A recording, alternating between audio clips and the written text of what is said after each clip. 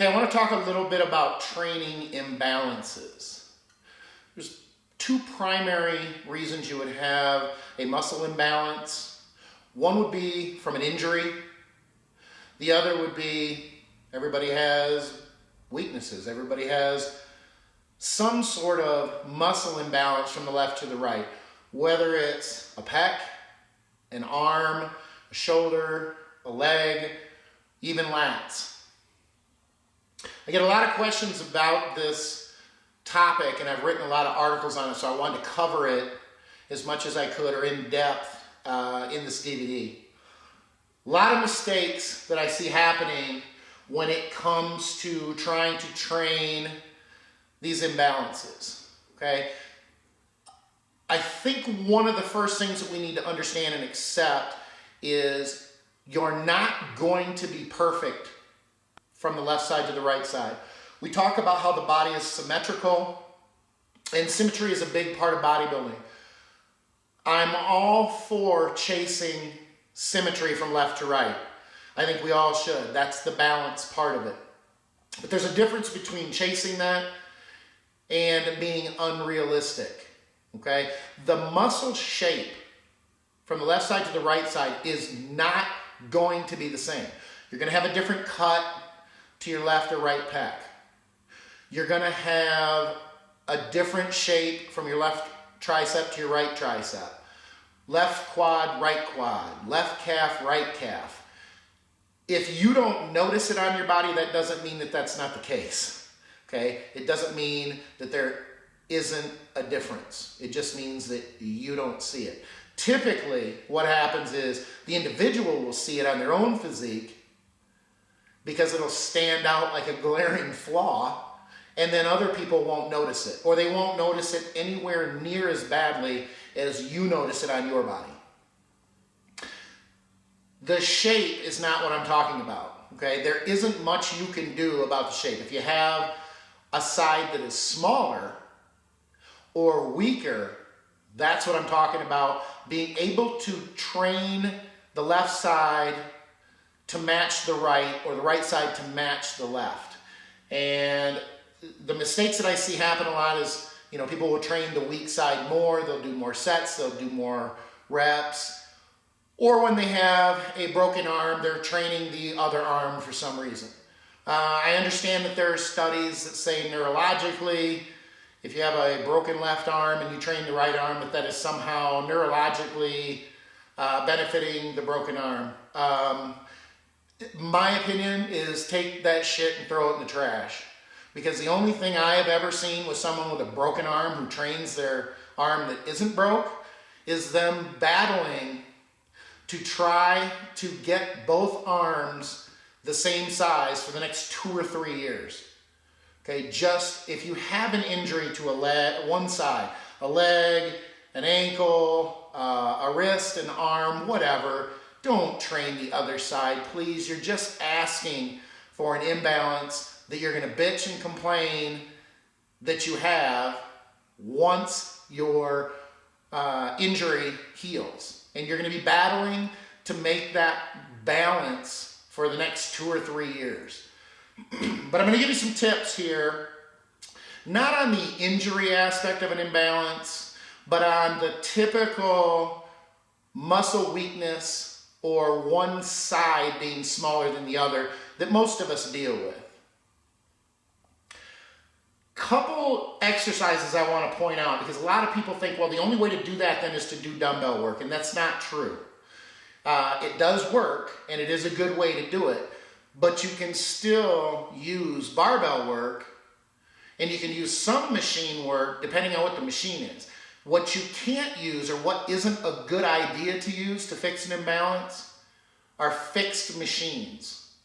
The reason for that is you're just not gonna know if your strong side, which is likely to happen, is gonna continue to push the majority of that weight. Okay, what you need are exercises where you can see the imbalance happening, and that will tell you when you need to stop the set, how far to take the set, that sort of thing. Dumbbells are a good example, but so are barbells. As an example, and I'll use the bench press, which is a prime example. If you are benching 225 and you get to 8 reps and everything is clean and everything is even, great. But you've seen this guy in the gym where he gets to 8 reps and everything's fine, but that right side starts to lag. It's a couple inches lower. He gets a couple more reps. Left side is the strong side, so it comes up first. And he starts doing this shit. Okay? This is a neon sign telling him that his right side is weak. And it's a barbell. If he were on a fixed machine, let's say a vertical bench press machine, he would not be able to see that imbalance. You may feel it, but not everybody pays that much attention to what the hell's going on or even knows any better. When that weak side dips, there's your sign. It's a very, very simple process. You train the weak side only. By that I mean, when that weak side starts to fail or fall behind, stop the set. The reason is this. If you take the weak side to failure or close to it, that's going to cause the weak side, or give the weak side the stimulus to grow and catch up, to get stronger, basically. The left side is not to the failure point yet. That's the strong side. It hasn't dipped. It's not having too much of a hard time with that amount of weight. So you're undertraining the strong side. If I had to put a number on it, if failure is 100%, maybe your strong side's only at 80. It's got no reason or no stimulus to grow stronger. So what you have is you have your strong side here and your weak side here. In doing this, you're forcing the weak side to catch up to the strong side. Now, if you continue to do what Crooked Bencher does, where he gets to 8 reps and he starts dragging with the right side, and he's got his buddy standing over him, teabagging him, spotting him, and he's going to get to 14 or 15 reps, he's not going to stop that set until the left side fails. Basically, he can't move the damn bar anymore. The reason this is a mistake, at least in the sense of trying to train the imbalance so that it's no longer an imbalance, is because you have your strong side here and your weak side here. I gotta better drop it down so you can see. As you go both sides to failure, both sides continue to get stronger at the same rate. So you're always going to have an imbalance. Maybe he'll get stronger over time and he'll do the same shit with 275, but he still has an imbalance. You can do the same thing with dumbbells, obviously. The problem, maybe not problem, the issue you run into with dumbbells, and I'll use the dumbbell press as an example versus a bench press. What'll happen with the weak side during a dumbbell press that can't happen or isn't as likely to happen during a bench press with a barbell is we will tend to find a way to shift the shoulder. You have a lot more freedom of movement with a dumbbell press than you do a barbell.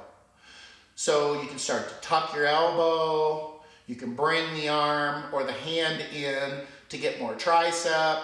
You can not go down as far at the bottom, that sort of thing. There are a few more ways to get around that imbalance without really noticing it. I touched on earlier that you can use some machines as well. You can use machines if they're isolateral. Hammer strength is a very good example. If they're isolateral and you're using a back machine to do a row, and you're pulling the left side is not fixed to the right side, you can pull them independently, then that can give you a good example. And it's actually a really good exercise to use because you can't move. You're kind of locked in.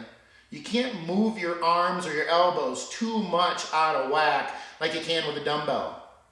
As an example, a fixed hammer strength row versus a dumbbell row.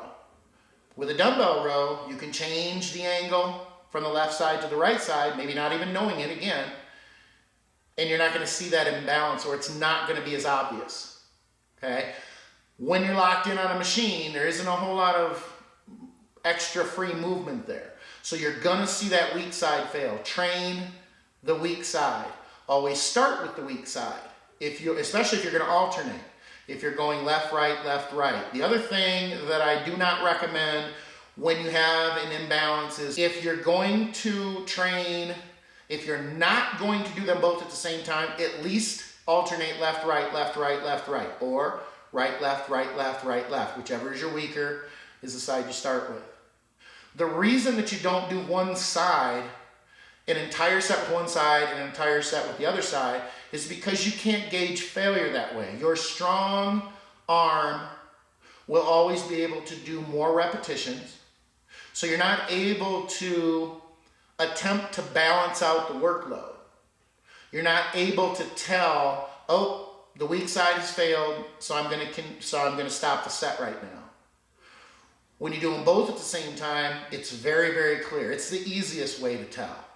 So my best advice would be not even to alternate. Not to do not only one side at a time, but not even alternate, but to do them both the left side and the right side at the same time. You see the weak side fail, you're done. Eventually, that weak side will catch up to the strong side. I just want to throw in a couple more examples for exercises, just in case someone may say, well, what do I do for legs? How am I going to know squatting or leg pressing? You're not. But there are machines out there. They may not be at your gym, but there are machines out there. As an example for legs, Atlantis makes so does Hammer Strength, makes a isolateral leg press, a seated leg press, where one side is independent of the other.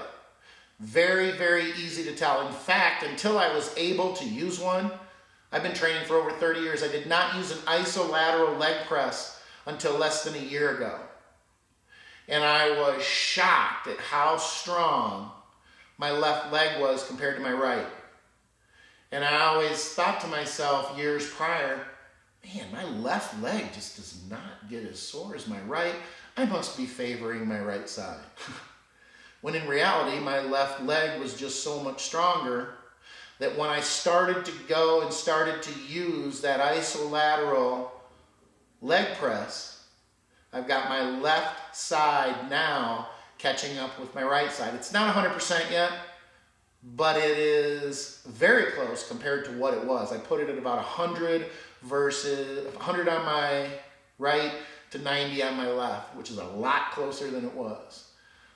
Just some more examples of exercises. I mean, obviously, your dumbbell curls, for triceps, dumbbell neutral grip, skull crushers is a good example. You got all different angles you can use for those, incline, decline, flat, whatever.